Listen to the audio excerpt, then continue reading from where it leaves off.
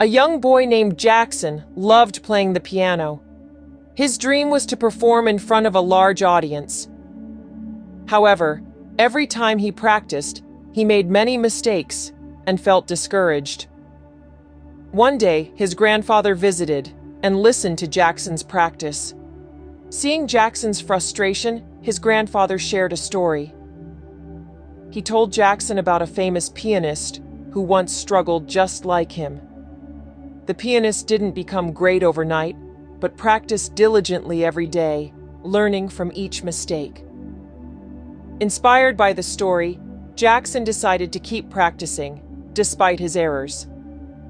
Over time, his playing improved, and eventually, he performed beautifully in front of a large crowd, fulfilling his dream.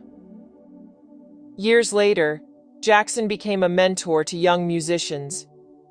He shared his own journey with them, emphasizing that perseverance and hard work were key to success. His story inspired many to keep pushing forward, no matter how tough the journey seemed. The moral of the story is that persistence and dedication in the face of difficulties can lead to the achievement of our dreams. Success often comes from continuous effort and learning from our mistakes.